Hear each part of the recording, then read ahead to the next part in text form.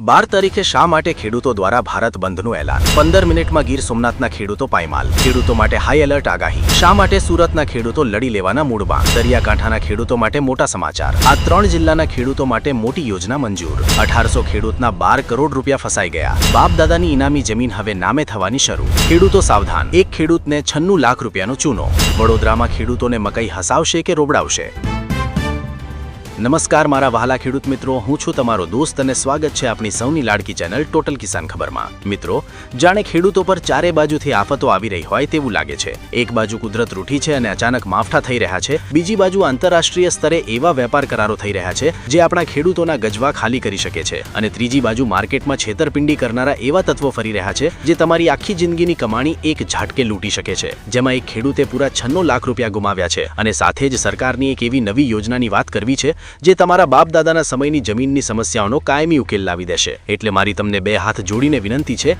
કે આ વિડીયોને જરાય સ્કીપ ન કરતા તમારી વ્યસ્તતામાંથી માત્ર 10 મિનિટ ફાળવજો કારણ કે આ 10 મિનિટની માહિતી તમને લાખો રૂપિયાનું નુકસાન થતા બચાવી શકે છે અને સરકારની યોજનાઓનો સીધો લાભ અપાવી શકે છે જો તમે આપણી આ ચેનલ પર નવા હો તો અત્યારે જ નીચે આપેલું લાલ કે કાળું સબસ્ક્રાઇબ બટન દબાવી દો અને બાજુનું બેલ આઇકન દબાવી દો જેથી ખેડૂતોને લગતી પળે-પળની અપડેટ તમને મળતી રહે ચાલો મિત્રો આજની સફર શરૂ કરીએ સૌથી પહેલા વાત કરવી છે ગીર સોમનાથની જ્યાં ખેડૂતોની આંખોમાં અત્યારે લોહીના આંસુ છે મિત્રો ખેતી હવે સાચે જ રામ ભરોસે થઈ ગઈ હોય તેવું લાગે છે હજુ તો ખેડૂત શિયાળુ પાક લણીને ઘરે લાવવાની તૈયારી કરતો હતો ત્યાં જ સોમવારે બપોરે અચાનક આખું વાતાવરણ પલટાયું કોઈને કલ્પના પણ નહોતી કે ભર શિયાળે આવું થશે કોડીનાર સૂત્રાપાડા અને વેરાવળ પંથકમાં અચાનક જાણે આકાશ ફાટ્યું હોય તેમ મિની વાવાઝોડું ત્રાટક્યું માત્ર 15 થી 20 મિનિટ પવન ફૂંકાયો પણ આ પવનની ગતિ એટલી ભયાનક હતી કે ખેતરોમાં ઉભેલા લહેરાતા પાકનો સોથ વળી ગયો છે તમે જ વિચારો મિત્રો ખેડૂતે મોંઘા ભાવના બિયારણ લાવ્યા હોય સોના જેવું ખાતર નાખ્યું હોય કડકડતી ઠંડીમાં રાત દિવસ જાબીને પાણી વાળ્યું હોય અને જ્યારે એ પાક પૈસા આપવાની તૈયારીમાં હોય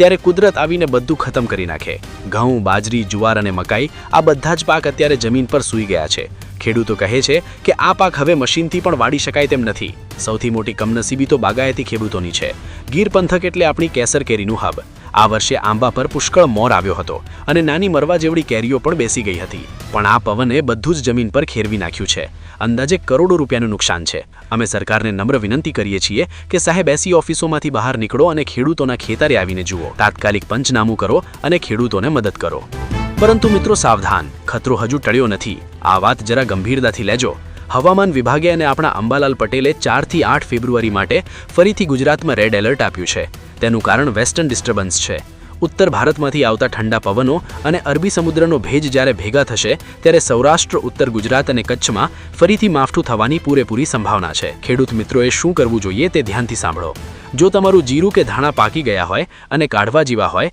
તો જરાય લાલચ રાખ્યા વગર અત્યારે જ ખેતરમાંથી કાઢી લેજો જો કાપેલો માલ ખેતરમાં પડ્યો હોય તો તેને તાડપત્રીથી વ્યવસ્થિત ઢાંકી દેજો અને ઢાંકતી વખતે નીચે પથ્થર મૂકજો જેથી પવનમાં ઉડી ન જાય ખેતરમાં પાણી ભરાઈ ન રહે તે માટે નીકો સાફ કરી નાખજો કારણ કે જો જીરુમાં પાણી ભરાશે તો કાળિયો રોગ આવતા વાર નહીં લાગે તમારા ગામમાં અત્યારે વાતાવરણ કેવું છે શું વાદળા દેખાય છે કોમેન્ટમાં તમારા ગામનું નામ જરૂર લખજો જેથી બીજા ખેડૂત ભાઈઓને પણ ખબર પડે ચાલો મિત્રો આ કુદરતી આફતો વચ્ચે હવે થોડી હરખની અને મીઠી વાત કરીએ આ સમાચાર સાંભળીને તમે ખરેખર ખુશ થઈ જશો કારણ કે સરકારે ખેડૂતો માટે પોતાની તિજોરી ખોલી દીધી છે સૌથી મોટા અને વાયરલ સમાચાર ઇનામી જમીનને લઈને છે ઘણા મિત્રો પૂછતા હોય છે કે આ ઇનામી જમીન એટલે શું તો સાંભળો વર્ષો પહેલા રાજા રજવાડાના સમયમાં અમુક લોકોને સેવામાં કે પૂજા માટે જે જમીનો ઇનામમાં મળતી હતી તેને દેવસ્થાન કે ચાકરિયાત ઇનામી જમીન કહેવાય છે આ જમીન તમારા બાપ દાદા વર્ષોથી ખેડતા હતા પણ તે નવી શરતની ગણાતી હતી એટલે કે તમે વેચવી હોય તો વેચી ન શકાય અને બેંક લોન પણ ના આપે પણ હવે 2 ફેબ્રુઆરી 2024ના રોજ મુખ્યમંત્રી ભૂપેન્દ્ર પટેલે ઐતિહાસિક ઠરાવ કર્યો છે હવે આ જમીનોને તમે જૂની શરતમાં ફેરવી શકશો તમારે માત્ર હાલની જંત્રીના 20% રકમ ભરવાની છે બસ આ 20% ભરો અને જમીન કાયદેસર દસ્તાવેજ સાથે તમારા નામે થઈ જશે આનાથી તમે જમીન વેચી શકશો લોન લઈ શકશો અને જમીનના ભાવ પણ રાતોરાત વધી જશે જો તમારી આવી કોઈ જમીન હોય તો તાત્કાલિક મામલતદાર કચેરીએ તપાસ કરજો આ તક ફરી નહીં મળે આ ઉપરાંત કેન્દ્રીય બજેટ 2026-27માં પણ ખેડૂતો માટે બે મોટી ભેટ મળી છે પહેલી ભેટ આપણા દરિયાકાંઠાના સાગર ખેડૂતો માટે છે કોકોનટ પ્રમોશન સ્કીમ અંતર્ગત વલસાડ નવસારી માંગરોળ અને સોમનાથ બાજુ જે નારિયેળના જૂના બગીચા છે ત્યાં નવા હાઇબ્રિડ ઝાડ વાવવા માટે સરકાર મોટી સબસિડી આપશે અને બીજી ભેટ આપણા આદિવાસી ભાઈઓ માટે છે પંચમહાલ દાહોદ અને છોટાઉદેપુરના ડુંગરાળ વિસ્તારો માટે 5490 કરોડ રૂપિયાની લિફ્ટ ઇરિગેશન યોજના મંજૂર થઈ છે નર્મદાના પાણીને મોટા પંપ દ્વારા ડુંગર પર ચડાવવામાં આવશે અને તળાવો ભરવામાં આવશે. હવે ત્યાંના ખેડૂતો પણ ઉનાળામાં લીરીવાડી કરી શકશે. મિત્રો, હવે એક એવા સમાચારની વાત કરવી છે જેનાથી અત્યારે દિલ્હીથી ગાંધીનગર સુધી વાતાવરણ ગરમ છે. 12 ફેબ્રુઆરીએ ગ્રામીણ ભારત બંધનું એલાન આપવામાં આવ્યું છે. તમે વિચારતા હશો કે ખેડૂતો કેમ હડતાલ પર ઉતરવાના છે? વાત એમ છે કે ભારત સરકાર અને અમેરિકા વચ્ચે એક મોટો વેપાર કરાર થવા જઈ રહ્યો છે. અમેરિકા એવી શરત મૂકી રહ્યું છે કે ભારત તેમનું સસ્તું અનાજ, સોયાબીન અને મકાઈ ખરીદે. તકલીફ એ છે કે અમેરિકાના ખેડૂતોને ત્યાંની સરકાર એટલી સબસિડી આપે છે કે તેમનો માલ બહુ સસ્તો હોય છે. જો આ સસ્તો માલ ભારતમાં વગર ટેક્સે ઘૂસશે તો આપણા ખેડૂતોના કપાસ, સોયાબીન અને મકાઈના ભાવ સાવ તૂટી જશે. સૌથી મોટો ડર ડેરી ઉદ્યોગને છે. જો અમેરિકાનું સસ્તું દૂધ અને ચીઝ ભારતમાં આવશે તો આપણી અમૂલ જેવી સહકારી મંડળીઓનું શું થશે? પશુપાલકોને દૂધના ભાવ નહીં મળે. આ ડરના કારણે જ 12 તારીખે રસ્તા રોકો આંદોલન થવાનો છે. દક્ષિણ ગુજરાતમાં પણ ખેડૂતો અત્યારે ગુસ્સે ભરાયા છે. 11 ફેબ્રુઆરીએ સુરતના ઓલપાડ અને કામરેજમાં વીજ કંપની ગેટકો સામે મોટું આંદોલન છે. ખેડૂતોની માંગ છે કે ખેતરની વચ્ચેથી મોટી હાઈ વોલ્ટેજ લાઈનો નાખવાનું બંધ કરો. આ લાઈનોથી જમીન પણ ખરાબ થાય છે અને જોખમ પણ રહે છે. ખેડૂતો કહે છે કે લાઈન ખેતરના શેડેથી લઈ જાઓ અથવા તો અમને યોગ્ય વળતર આપો. મિત્રો, તમે આ લડતમાં કોની સાથે છો? કમેન્ટમાં જય જવાન જય કિસાન લખીને તમારો અવાજ સરકાર સુધી પહોંચાડજો. અને હવે આજના સૌથી ચોંકાવનારા અને તમારા માટે આંખ ઉઘાડનારા સમાચાર. આ ઘટના જામનગરના કાલાવડ પંથકની છે. ત્યાંના એક પ્રગતિશીલ ખેડૂત ભાઈએ આખી સિઝન મહેનત કરી મગફળી અને તલ પકવ્યા. એક ખાનગી વેપારીએ માર્કેટ યાર્ડ કરતાં થોડો ઊંચો ભાવ કહ્યો એટલે ખેડૂત ભાઈ લાલચમાં આવી ગયા. શરૂઆતમાં વેપારીએ વિશ્વાસ જીતવા માટે થોડું પેમેન્ટ આપ્યું અને પછી ખેડૂત પાસેથી લગભગ 96 લાખ રૂપિયાનો માલ ઉધારમાં લઈ લીધો. જ્યારે મોટું પેમેન્ટ ચૂકવવાનો સમય આવ્યો ત્યારે પેલો વેપારી રાતોરાત દુકાન વધાણીને અને ફોન સ્વિચ ઓફ કરીને રફુ ચક્કર થઈ ગયો. વિચાર કરો મિત્રો, 96 લાખ રૂપિયા. એક ખેડૂતની આખી જિંદગીને મૂડી એક ઝટકે લૂંટાઈ ગઈ.